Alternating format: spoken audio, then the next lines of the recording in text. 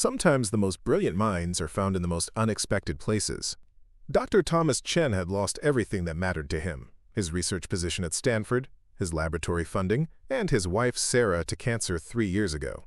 Now he worked the night shift at Peterson Electronics, a small repair shop in rural Montana, just trying to keep food on the table for his 8-year-old son Danny, who was born with a rare condition that left him without his right arm below the elbow. Before we jump back in, tell us where you're tuning in from, and if this story touches you, make sure you're subscribed, because tomorrow, I've saved something extra special for you. The insurance company had denied Danny's claim for a prosthetic limb 6 times. Each rejection letter cited the same reason: experimental technology not covered under their basic plan. Thomas watched his son struggle with simple tasks like tying shoes or opening lunch containers. But more painful was watching Danny withdraw from other children who stared or asked uncomfortable questions about his missing arm. When Thomas decided to build Danny a prosthetic limb himself using salvaged electronics and 3D printed components, everyone thought he'd lost his mind. His co-workers at Peterson Electronics whispered that grief had finally broken the former MIT professor. His neighbors wondered why he spent his savings on expensive equipment instead of accepting Danny's condition. Even his own brother Mark suggested that Thomas was setting himself up for another devastating failure. But Thomas saw something nobody else could see: an opportunity to give his son not just a functional arm, but a chance at a normal childhood. Working 16-hour days between his repair shop duties and his basement workshop, Thomas created something that would change both their lives forever. What he built in that cramped basement workshop was more advanced than anything produced by major medical device companies, and it would soon attract attention from people who had been watching his work very carefully. The rejection letter from Medicaid sat crumpled in the corner of Thomas Chen's basement workshop, thrown there in frustration 2 weeks ago when the 7th insurance denial arrived. The letter had been brief and clinical. Request for prosthetic limb coverage denied. Claimant does not meet eligibility requirements for advanced prosthetic devices. Standard cosmetic prosthetics available upon approval of reduced benefit application. Thomas stared at the letter every night when he came down to work on Danny's prosthetic, using it as fuel for the determination that kept him functioning on 3 hours of sleep. Standard cosmetic prosthetics were essentially useless pieces of plastic that looked somewhat like an arm but provided no functionality. Danny deserved better than a cosmetic solution that would do nothing to help him navigate the world. The basement workshop had once been Sarah's pottery studio, filled with her ceramic creations and the smell of clay dust.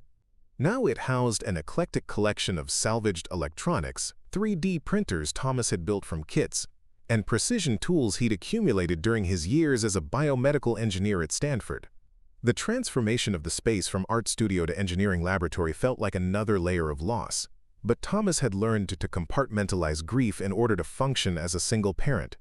Danny's condition was called transverse limb deficiency, a birth defect that occurred in roughly 1 in 2,000 births. The pediatric specialists had explained that Danny's limb development had simply stopped during fetal growth, leaving him with a fully functional upper arm that ended abruptly just below the elbow.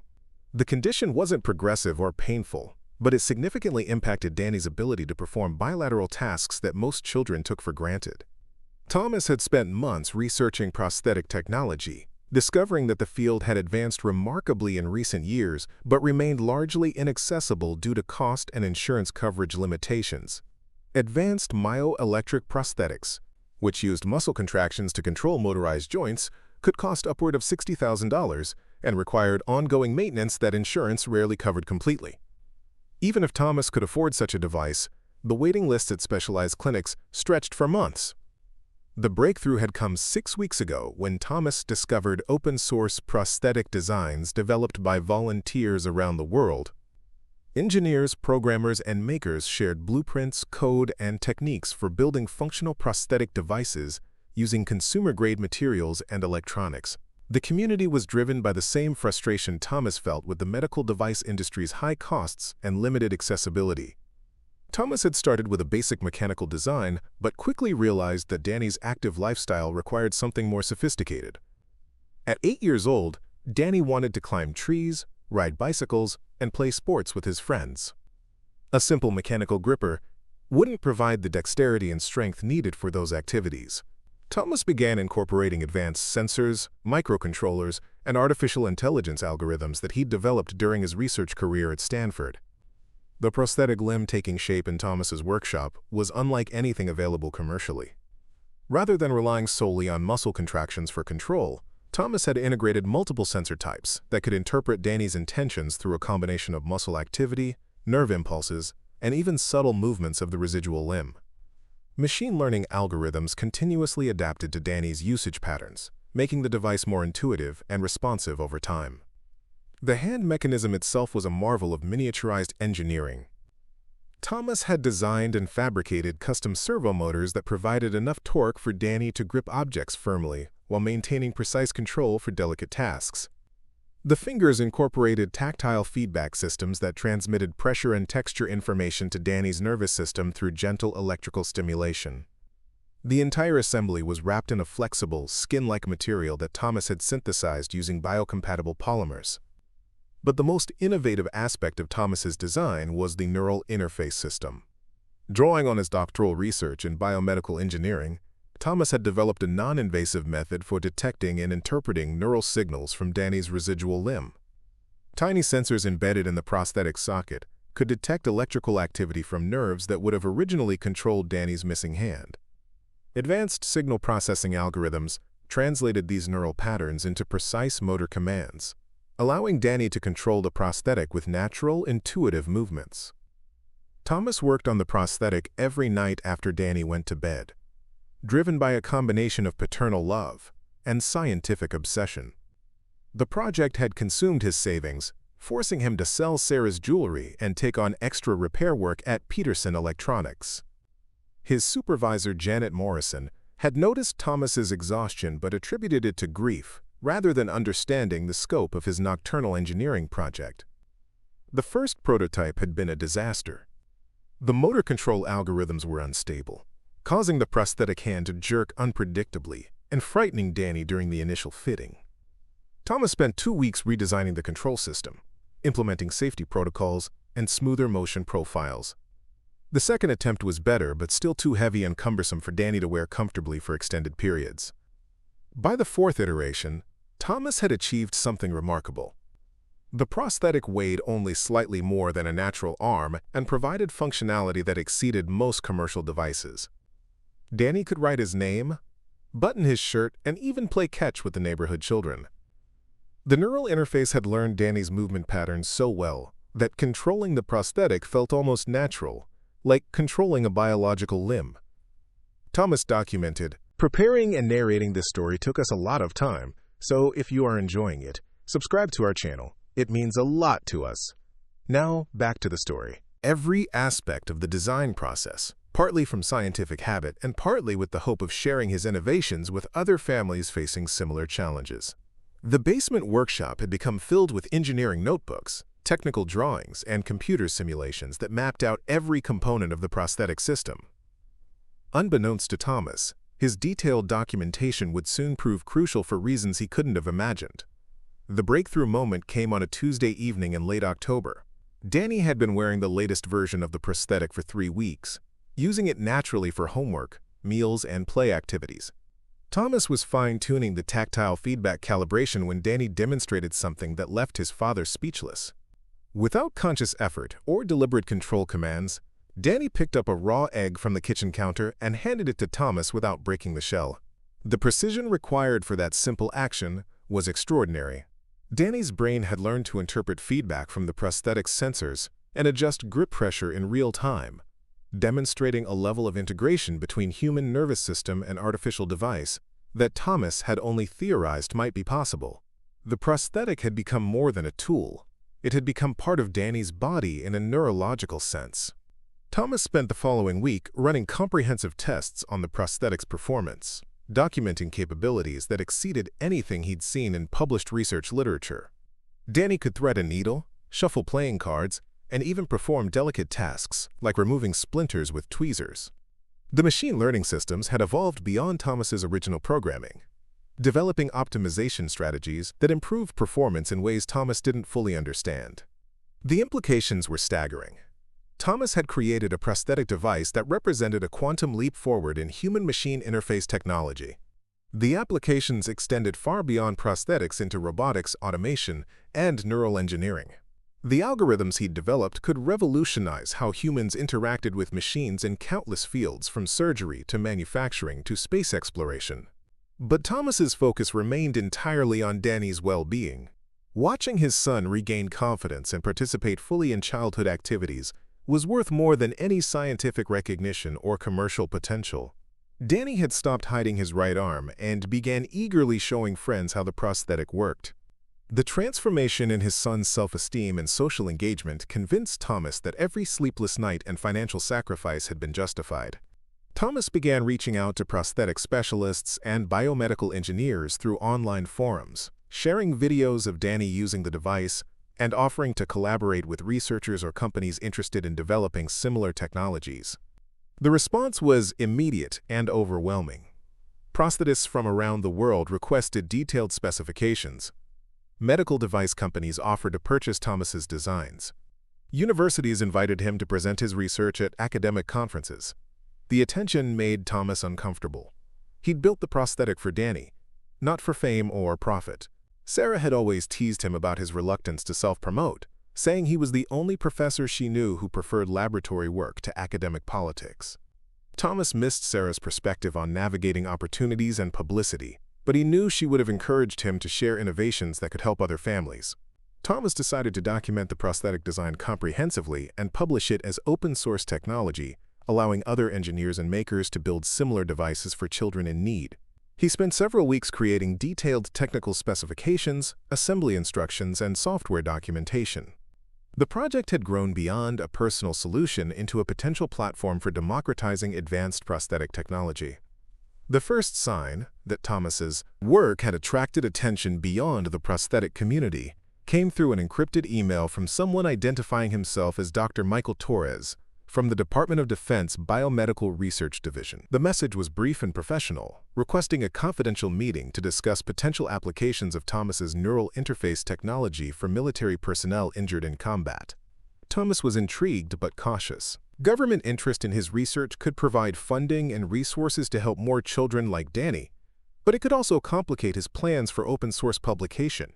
Thomas agreed to a phone conversation, during which Dr. Torres explained that advanced prosthetics were desperately needed for veterans who had lost limbs in overseas conflicts. Current military prosthetics were functional but limited, and Thomas's innovations could significantly improve quality of life for injured service members. The conversation with Dr. Torres led to a series of increasingly detailed technical discussions about the prosthetic's capabilities. Thomas found himself describing not just the device's current functionality, but the theoretical applications of his neural interface algorithms for controlling multiple prosthetic devices simultaneously, or interfacing with external systems like vehicles or computer networks. The implications were fascinating from an engineering perspective, though Thomas remained focused primarily on medical applications. Dr. Torres mentioned that the Department of Defense was particularly interested in the machine learning aspects of Thomas's design. The ability for prosthetic devices to continuously adapt and improve their performance had obvious applications for military personnel operating in challenging environments. Thomas agreed to share some technical specifications under a preliminary non-disclosure agreement, though he insisted that any military applications should not interfere with his plans to help civilian families. As Thomas prepared comprehensive documentation for Dr. Torres, he began to realize the full scope of what he'd achieved in his basement workshop. The prosthetic he'd built for Danny incorporated breakthrough innovations in multiple fields: neural signal processing, machine learning, materials science, and human-machine interface design. Individual components of his design could be worth millions of dollars in commercial applications, but Thomas had combined them into an integrated system that was far more valuable than the sum of its parts. The recognition was gratifying but also overwhelming. Thomas had spent 3 years rebuilding his life after losing his research position and Sarah's death, focusing entirely on providing for Danny and adapting to single parenthood. The possibility that his prosthetic design could transform not just Danny's life, but potentially help thousands of other people created opportunities and responsibilities that Thomas wasn't sure he was prepared to handle. Thomas's brother Mark visited the following weekend and was amazed by Danny's progress with the prosthetic. Mark was a successful patent attorney who immediately recognized the commercial potential of Thomas's innovations. Mark encouraged Thomas to file patents before sharing detailed specifications with government agencies or publishing open-source designs. The intellectual property protections could ensure that Thomas retained control over how his technology was developed and applied. The patent process would take months and significant legal fees that Thomas couldn't easily afford, but Mark offered to handle the applications pro bono. Thomas struggled with the decision, knowing that patent protections could delay open-source publication and limit access for families who needed prosthetic solutions immediately. Sarah would have helped him think through the ethical implications, but Thomas had to navigate these decisions alone. Thomas ultimately decided to pursue patent applications while continuing to work with Dr. Torres and prepare open-source documentation. The patents would protect his innovations from exploitation by large corporations while still allowing him to share designs with individual makers and small organizations serving disabled children. The approach balanced commercial considerations with Thomas's desire to democratize access to advanced prosthetic technology. Dr. Torres's interest in Thomas's work intensified after reviewing the technical specifications.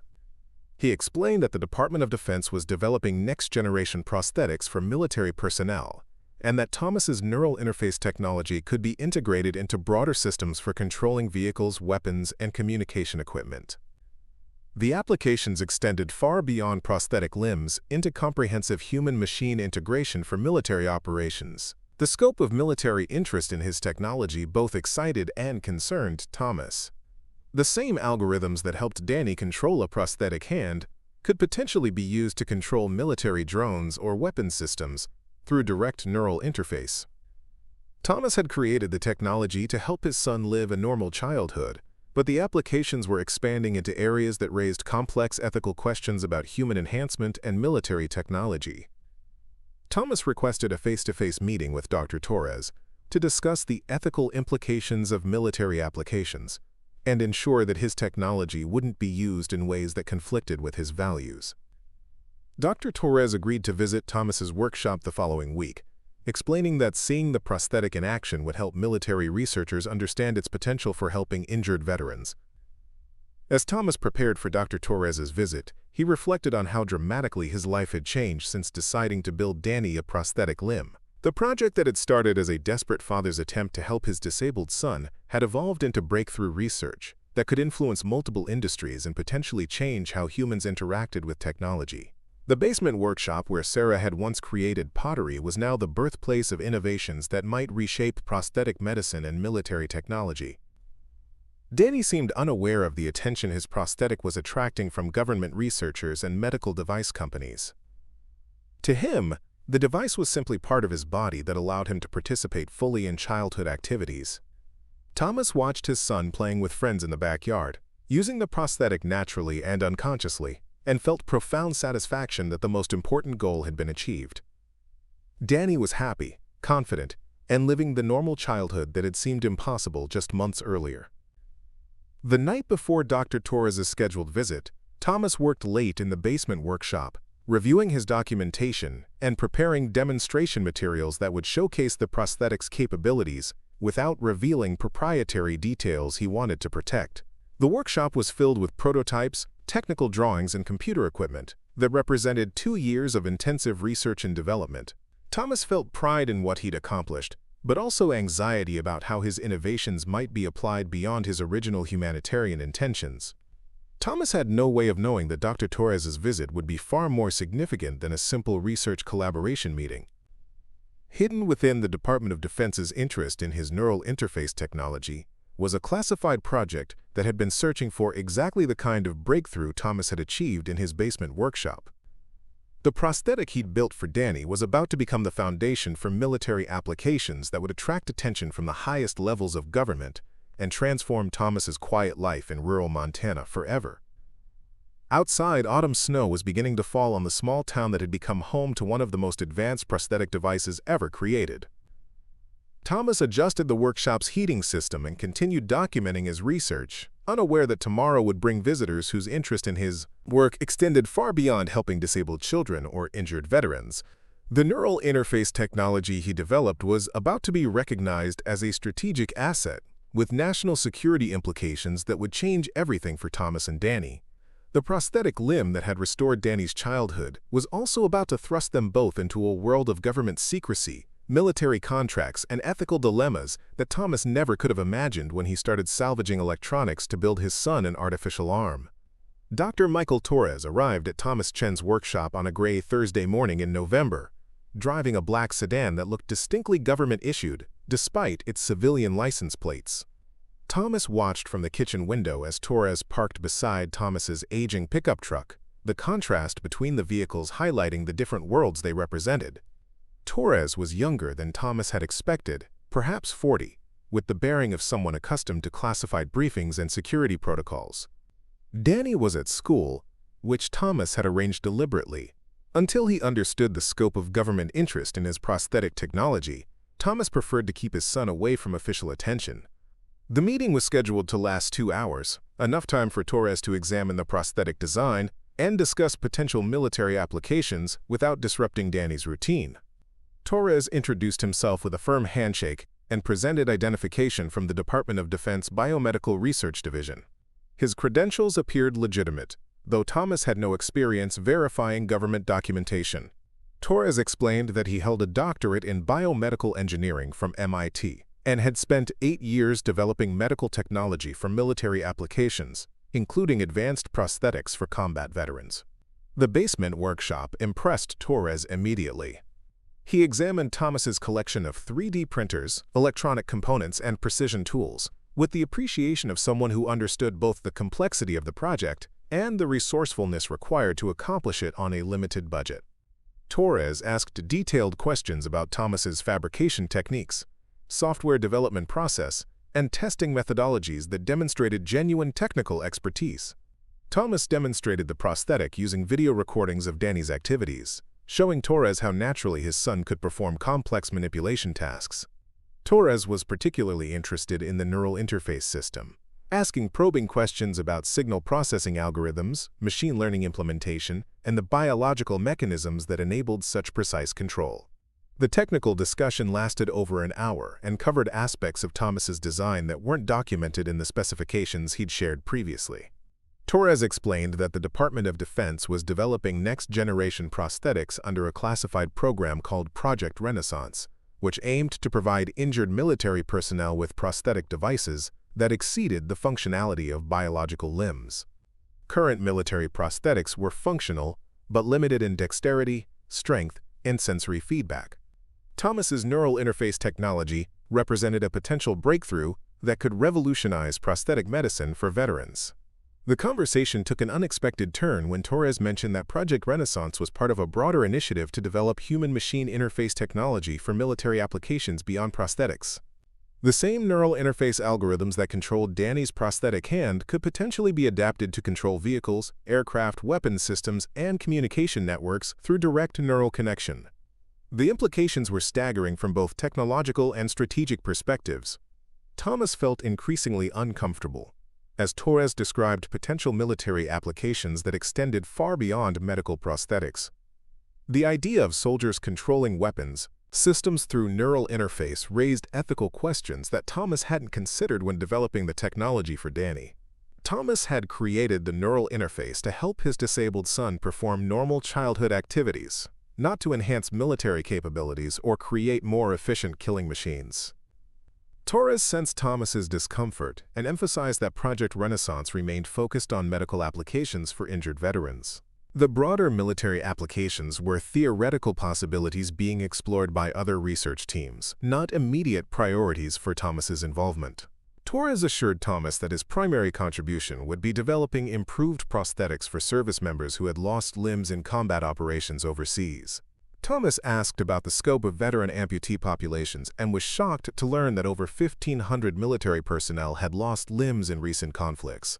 Most received basic prosthetic devices that provided limited functionality and required frequent maintenance. The psychological impact of limb loss on military personnel was severe, with many veterans struggling to adapt to civilian life after losing capabilities they'd relied on during active service. The humanitarian aspect of helping injured veterans appealed to Thomas's desire to use his technology for beneficial purposes.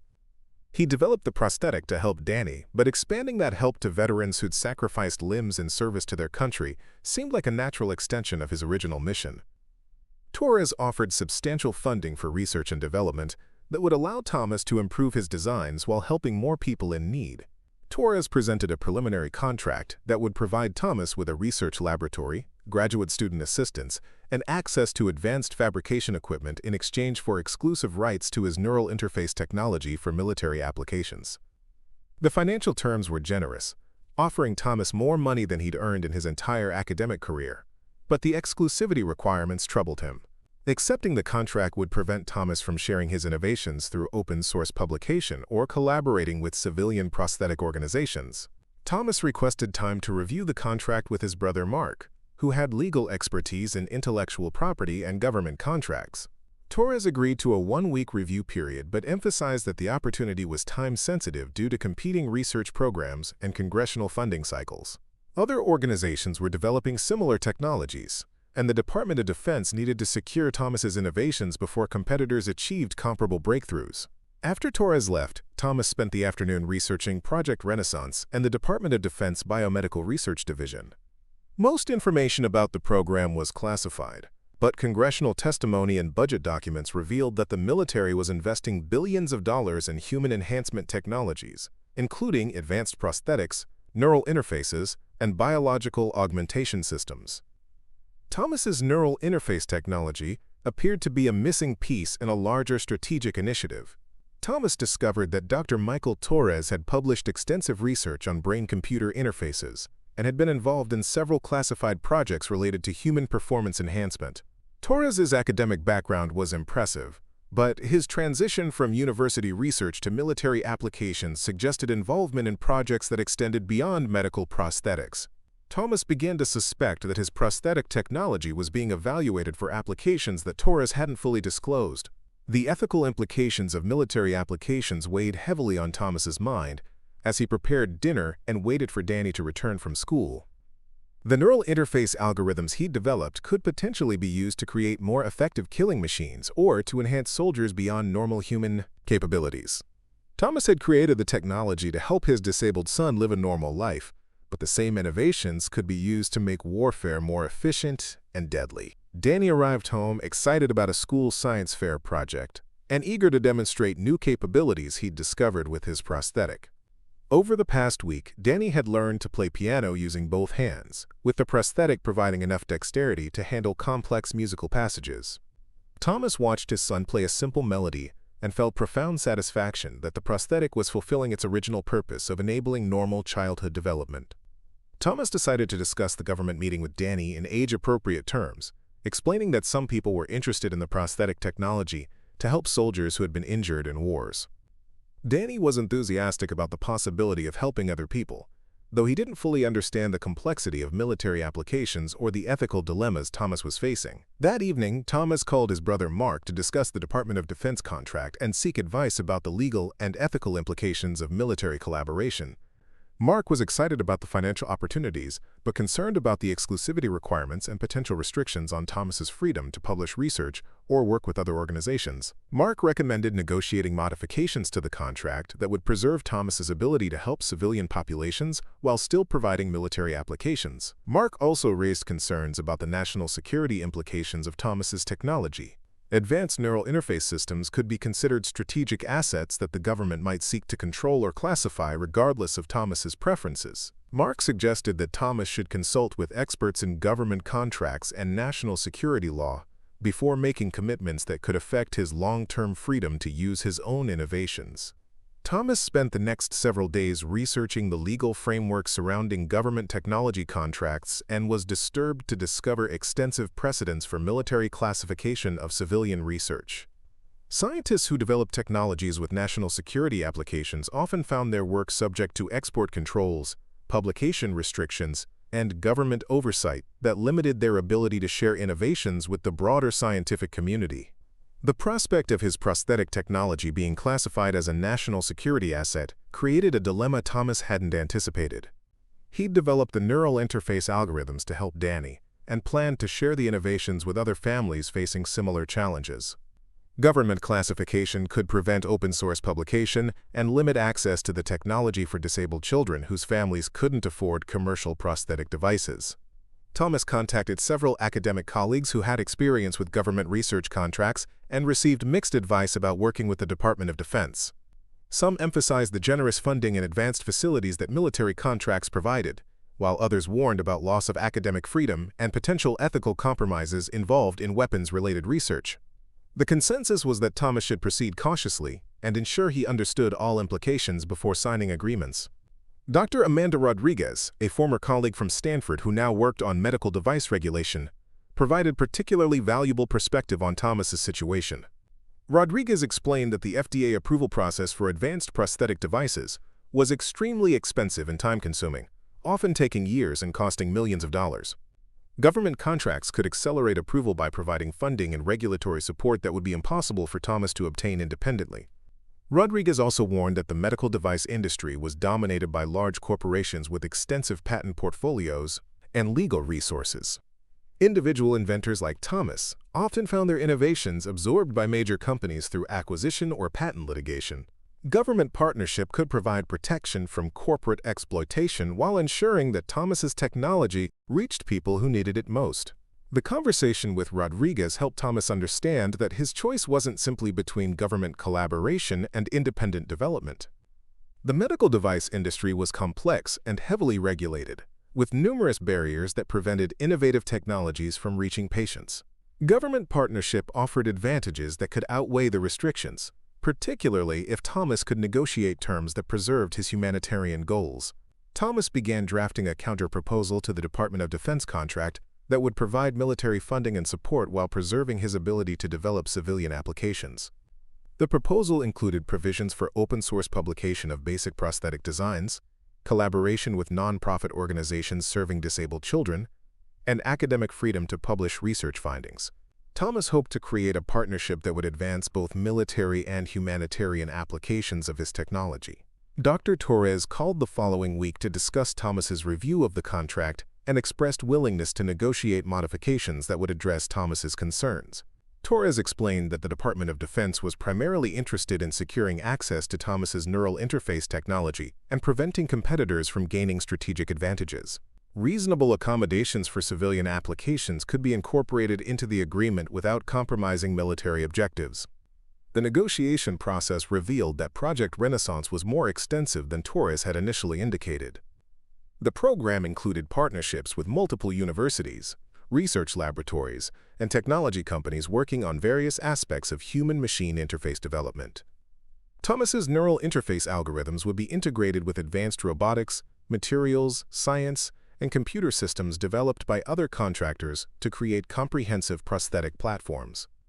Torres also disclosed that the Department of Defense had been monitoring Thomas's work through online forums and technical publications for several months before making direct contact. Government analysts had identified Thomas's prosthetic design as a potential breakthrough and conducted background investigations to assess his suitability for classified research collaboration. The level of prior surveillance was somewhat unsettling, but Torres assured Thomas that it was standard procedure for recruiting civilian researchers for national security projects.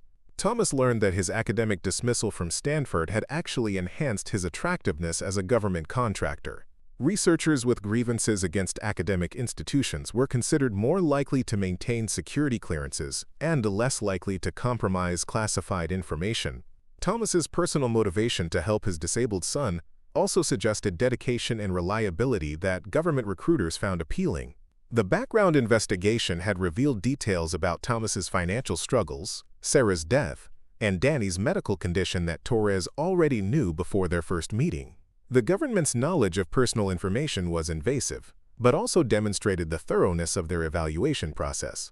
Torres emphasized that security clearance would provide Thomas with access to advanced research facilities and collaboration opportunities that could significantly enhance his prosthetic development work. Thomas felt increasingly aware that his decision about government collaboration would affect not just his own career, but Danny's future, and the broader accessibility of advanced prosthetic technology. The neural interface algorithms he'd developed in his basement workshop had attracted attention from the highest levels of government and could influence military capabilities for years to come. The responsibility was overwhelming for someone who'd simply wanted to help his disabled son live a normal childhood. The negotiations with the Department of Defense continued for 2 weeks, with Thomas's brother Mark providing legal advice and helping structure contract terms that would protect Thomas's interests while satisfying government requirements. The final agreement provided substantial funding for research and development while preserving Thomas's ability to publish basic prosthetic designs and collaborate with humanitarian organizations serving disabled children. The contract also included provisions for Thomas to establish a research laboratory at Montana State University, where he would hold a joint appointment with the Department of Defense Biomedical Research Division. The arrangement would provide academic legitimacy and access to graduate students while maintaining security clearances required for classified research. Thomas would essentially become a university professor again, but with government funding and military research objectives. Danny was excited about the possibility of moving closer to the university and living in a larger city with better schools and medical facilities. The prosthetic had given Danny confidence to participate in more activities, and he was eager to join school robotics teams and science clubs that weren't available in their current rural location. The government contract would provide opportunities for Danny that Thomas couldn't afford independently. Thomas signed the contract on a cold December morning in Dr. Torres's temporary office at the federal building in Billings. The ceremony was modest but significant, marking Thomas's transition from unemployed electronics repair technician to classified government researcher with security clearance and substantial funding. Torres congratulated Thomas on joining Project Renaissance and expressed confidence that his neural interface technology would revolutionize prosthetic medicine for military and civilian populations. The first indication that Thomas's situation was more complex than he'd understood came 3 days after signing the government contract. Thomas received a phone call from Dr. Elizabeth Warren, director of the Advanced Research Projects Agency, explaining that his neural interface technology had been classified as dual-use research with potential applications in national security. The classification required additional security protocols and restricted Thomas's ability to discuss his work with unauthorized personnel. Dr. Warren explained that dual-use classification was standard procedure for technologies with both civilian and military applications. But Thomas was surprised by the extent of restrictions imposed on his research activities. He would need security clearances for his laboratory assistants, approval for all publications and presentations, and periodic security reviews to ensure compliance with classification requirements. The humanitarian applications Thomas had prioritized were still permitted, but under government oversight that hadn't been clearly explained during contract negotiations. Thomas began to realize that accepting the Department of Defense contract had implications beyond funding and research support. His neural interface technology was now considered a strategic asset subject to export controls and classification requirements that could affect his freedom to collaborate with international researchers or share innovations with global prosthetic communities. The government partnership provided resources but also imposed constraints that Thomas hadn't fully anticipated. The complexity of his new situation became apparent when Thomas attempted to order specialized components for prosthetic development and discovered that certain materials and equipment required export licenses due to dual-use classification. Electronic components that Thomas had previously purchased freely from civilian suppliers now required government approval and security documentation. The bureaucratic overhead was frustrating and time-consuming, but Torres assured Thomas that administrative support would be provided to handle regulatory requirements. Thomas spent the week before Christmas preparing to relocate his workshop and laboratory equipment to the university facility that would become his new research headquarters. The basement workshop where he'd developed Danny's prosthetic would soon be empty, marking the end of an era that had begun with desperate determination to help his disabled son and evolved into government-funded research with national security implications. Danny helped pack laboratory equipment and seemed to understand that their lives were changing in fundamental ways. The prosthetic had given Danny confidence and capabilities that opened new opportunities, but it had also attracted attention that would reshape their family's future. Thomas wondered whether Sarah would have encouraged him to accept the government contract or advised him to maintain independence despite the financial and technical advantages of military collaboration. The notification came through an encrypted email from Dr. Torres on December 23rd. Advanced elements of Project Renaissance were being accelerated due to emerging threats and strategic priorities that required immediate implementation of Thomas's neural interface technology. A specialized team would visit Thomas's laboratory during the week between Christmas and New Year's to conduct comprehensive evaluation of his prosthetic systems and prepare for rapid deployment of military applications. Thomas called Torres for clarification and learned that international competitors had achieved breakthrough developments in human-machine interface technology, creating urgency around American capabilities in the field. Thomas's neural interface algorithms were being fast-tracked for integration with classified military systems that Torres couldn't discuss over unsecured communication channels. The evaluation team would include specialists in cybersecurity, weapons systems, and artificial intelligence who would assess applications beyond prosthetic medicine. The scope of military interest in Thomas's technology was expanding beyond anything he'd imagined when building Danny's prosthetic arm.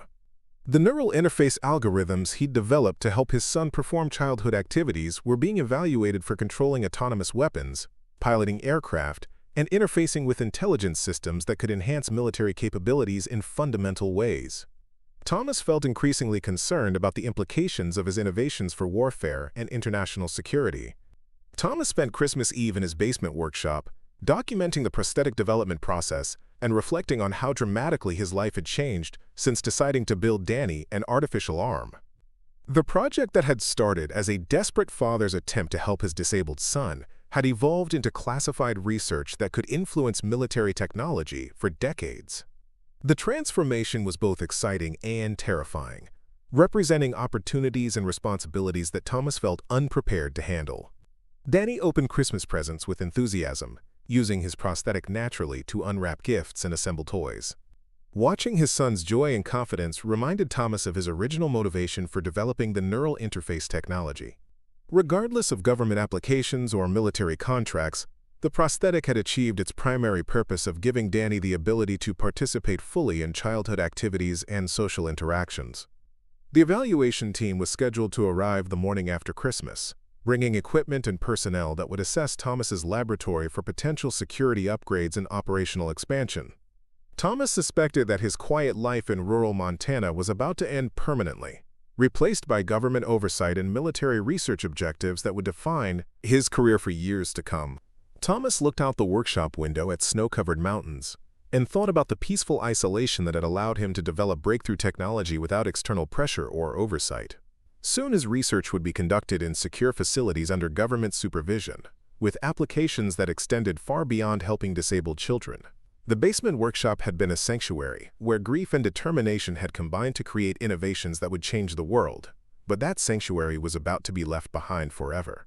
Thomas turned off the workshop lights and climbed the stairs to join Danny, who was playing with his Christmas presents and planning adventures for the coming year. The prosthetic arm that had restored Danny's childhood was about to thrust them both into a future filled with possibilities and dangers that Thomas could barely comprehend. The neural interface technology he developed in love and desperation was becoming a strategic asset that would attract attention from the highest levels of government and potentially reshape the balance of military power around the world. The rhythmic thrum of helicopter rotors woke Thomas at dawn on December 26th. He stumbled to the bedroom window and saw 3 military helicopters circling his property, their olive-green hulls bearing no visible identification markings. The largest helicopter was settling onto the snow-covered field behind his house, while the other 2 maintained defensive positions overhead. Thomas's heart raced as he realized that Dr. Torres's evaluation team had arrived with far more resources and urgency than anyone had suggested. Danny appeared at Thomas's bedroom door, rubbing sleep from his eyes and adjusting his prosthetic arm with the unconscious ease that had developed over months of use. The boy was excited rather than frightened by the helicopter landing, treating the arrival as an adventure rather than recognizing the serious implications Thomas immediately understood. Danny pressed against the window to watch uniformed personnel emerging from the aircraft and establishing a security perimeter around the property. Thomas counted 12 individuals disembarking from the helicopters, including several in military uniforms and others in civilian clothing, who moved with the precision of government agents. Dr. Torres was among them, along with a woman Thomas didn't recognize who appeared to be directing the operation. The team carried electronic equipment, secured briefcases, and communication devices that suggested capabilities far beyond routine research evaluation. Thomas dressed quickly and instructed Danny to remain in his bedroom until the situation became clearer. The military presence surrounding his house indicated that his neural interface technology had attracted attention from levels of government that operated outside normal research protocols. Thomas suspected that recent developments in international technology competition had accelerated Project Renaissance beyond civilian oversight or conventional research timelines. The doorbell rang before Thomas reached the kitchen. Dr. Torres stood on the front porch accompanied by the woman Thomas had observed directing the helicopter operation. She introduced herself as Colonel Patricia Hayes, director of the Defense Advanced Research Projects Agency's Human Enhancement Division. Her presence indicated that Thomas's prosthetic technology was being evaluated for applications that extended far beyond medical prosthetics for injured veterans. Colonel Hayes explained that international intelligence had identified foreign development of advanced neural interface technology that threatened American military technological superiority. Several nations were reportedly developing brain-computer interface systems for military applications, including weapons control, aircraft piloting, and battlefield communication networks. Thomas's neural interface algorithms represented American capabilities that could maintain strategic parity in emerging technological competition. Thomas felt overwhelmed by the scope of international implications surrounding technology he'd developed to help his disabled son. The basement workshop where he'd created Danny's prosthetic arm had become ground zero for potential military applications that could influence global power balances.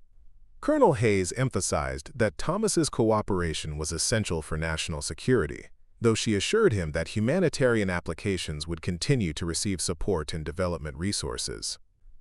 The evaluation team established a temporary command center in Thomas's living room, deploying electronic equipment that monitored communications, assessed security vulnerabilities, and coordinated with government facilities across the country. Thomas watched military personnel transform his modest home into a secure research facility, while Danny observed from the staircase with fascination rather than concern about the invasion of their privacy. Dr. Torres explained that foreign competitors had achieved breakthrough developments in neural interface technology during the past month, creating urgency around American response capabilities. Intelligence agencies had detected test programs involving direct neural control of autonomous weapons systems, aircraft navigation, and cyber warfare applications that represented significant advances beyond current American capabilities. Thomas's prosthetic technology contained algorithms that could be rapidly adapted for similar military applications. Colonel Hayes presented classified briefing materials that revealed the extent of international competition in human-machine interface development. Several nations had invested billions of dollars in research programs aimed at creating enhanced soldiers capable of controlling multiple weapons systems simultaneously through direct neural connection. The applications extended beyond individual enhancement to include control of entire military units, aircraft squadrons, and missile defense systems through networked brain-computer interfaces. Thomas realized that his decision to help Danny had inadvertently positioned him at the center of emerging military technology that could reshape warfare fundamentally. The neural interface algorithms he'd developed for prosthetic control contained innovations that could be applied to military systems in ways that Thomas found both fascinating and terrifying. The humanitarian motivation behind his research was being overshadowed by strategic applications that he'd never intended or anticipated. The briefing materials included technical specifications for foreign neural interface systems that demonstrated capabilities approaching those Thomas had achieved in his basement workshop. International competitors had developed brain-computer interfaces for controlling aircraft, targeting weapons, and coordinating multiple robotic systems through direct neural connection. The applications suggested military capabilities that could render traditional training and human limitations obsolete in future conflicts. Colonel Hayes emphasized that American development of similar capabilities was essential for maintaining military superiority and protecting national security interests. Thomas's neural interface technology provided a foundation for rapid development of American systems that could match or exceed foreign capabilities. The urgency stemmed from intelligence indicating that several nations were preparing to deploy enhanced soldiers with direct neural interface capabilities within the next 12 months. Thomas asked about the ethical implications of military applications that could fundamentally alter the nature of warfare and human conflict resolution.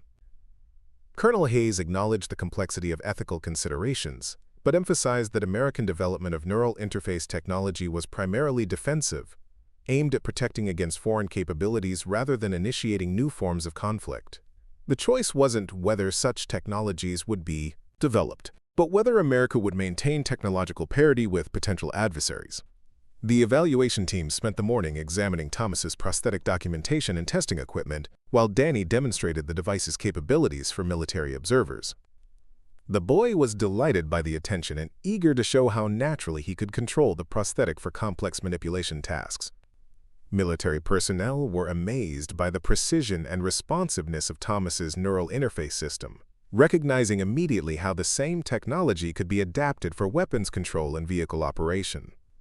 Dr. Sarah Kim, a specialist in artificial intelligence and machine learning, was particularly interested in the adaptive algorithms that allowed Danny's prosthetic to continuously improve its performance based on usage patterns. The machine learning systems Thomas had developed could potentially be applied to military equipment that would learn and adapt to individual soldiers' neural patterns, creating customized human-machine interfaces that exceeded the capabilities of any standard training program. Thomas learned that the Department of Defense had been developing neural interface research programs for over a decade, but progress had been limited by technical challenges that Thomas had solved through his innovative signal processing and machine learning approaches. The algorithms he'd created for interpreting Danny's neural signals were breakthrough developments that could accelerate military applications by years compared to alternative research approaches. Colonel Hayes explained that Project Renaissance had been restructured as a classified rapid deployment program with authorization to implement Thomas's technology immediately for national security applications. The timeline for military integration had been compressed from years to months, due to international competitive pressures and emerging threats that required immediate American response capabilities. Thomas would be relocated to a secure research facility where he could work with classified military systems under protection from foreign intelligence services. Thomas expressed concern about Danny's welfare and education during potential relocation to secure government facilities.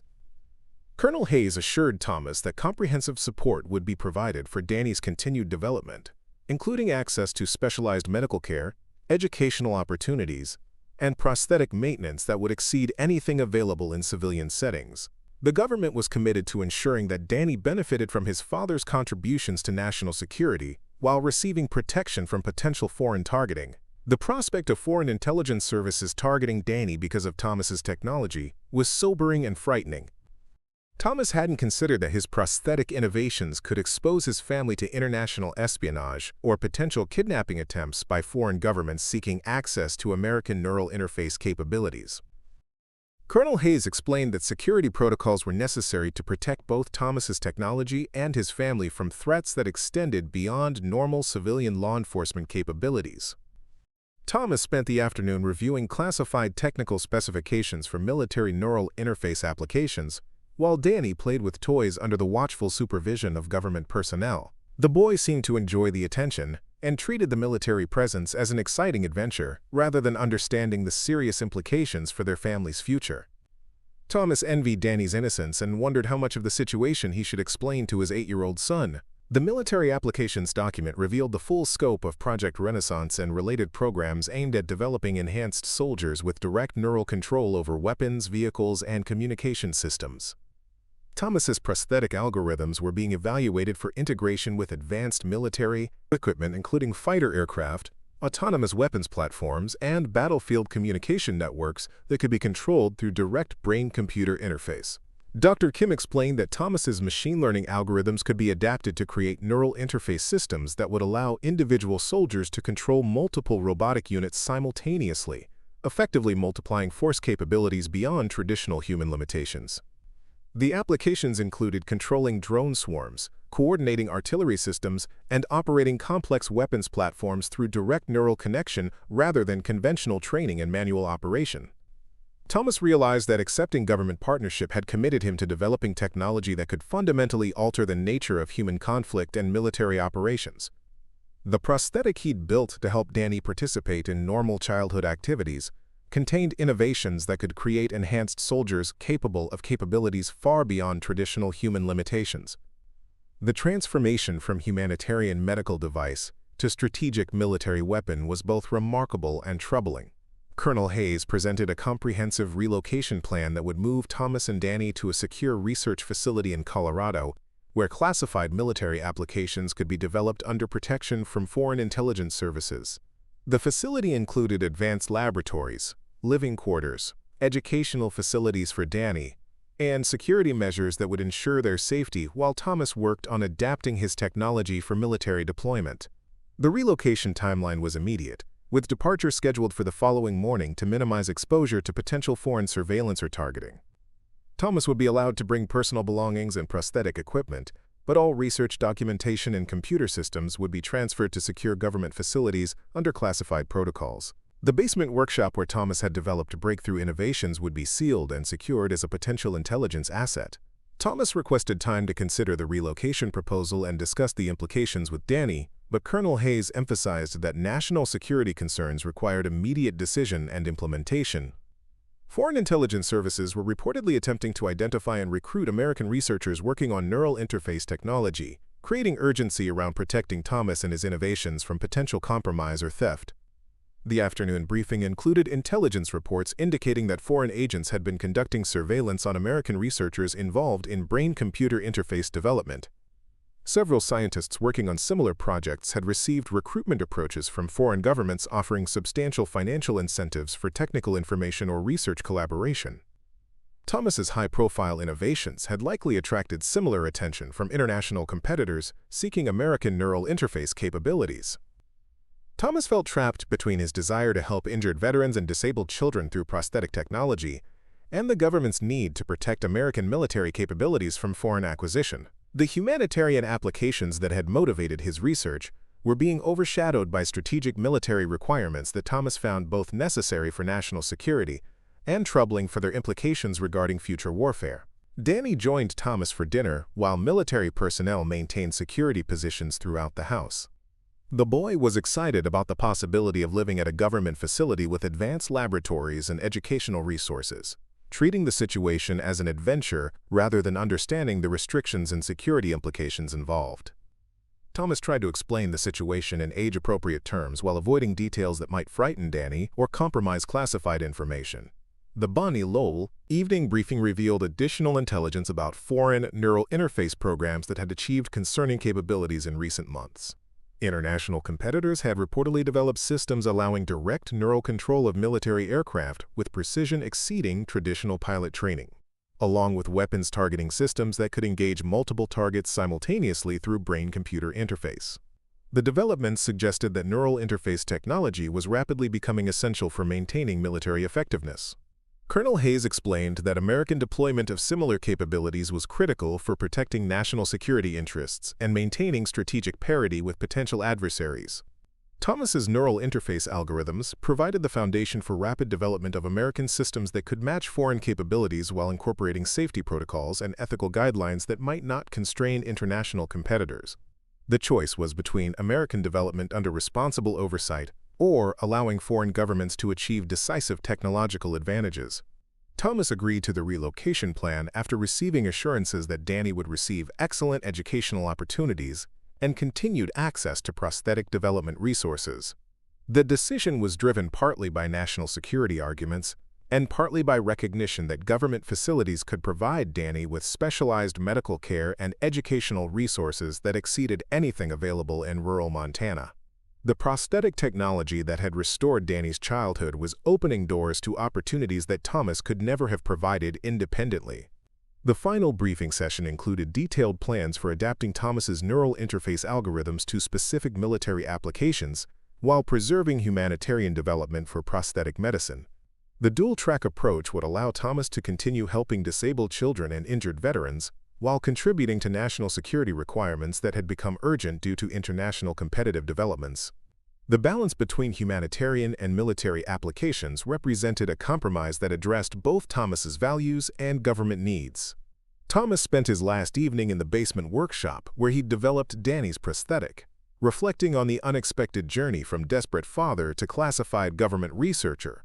The project that had started with determination to help his disabled son had evolved into strategic technology that could influence military capabilities and international power balances for decades. The transformation was both remarkable and overwhelming, representing opportunities and responsibilities that Thomas felt unprepared to handle.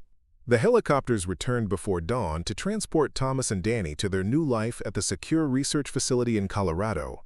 Thomas watched his modest house disappear below the aircraft and wondered whether he'd made the right decision in accepting government partnership. The neural interface technology he'd developed for love of his son was becoming a strategic asset that would define his career and potentially influence the future of human conflict resolution. Danny pressed against the helicopter window with excitement, using his prosthetic arm naturally to point out landmarks and ask questions about their destination. The boy's enthusiasm and confidence reminded Thomas of his original motivation for developing the prosthetic technology. Regardless of military applications or government contracts, the device had achieved its primary purpose of giving Danny the ability to participate fully in childhood activities and pursue his dreams without limitation. The secure research facility appeared below them as the helicopter descended toward a complex of modern buildings surrounded by security perimeters and electronic monitoring systems. Thomas's new laboratory would provide resources and capabilities far beyond his basement workshop, but it would also operate under government oversight and classification requirements that would restrict his freedom to share innovations with the broader scientific community. Thomas held Danny's prosthetic hand as they disembarked from the helicopter and prepared to begin their new life as classified government researchers.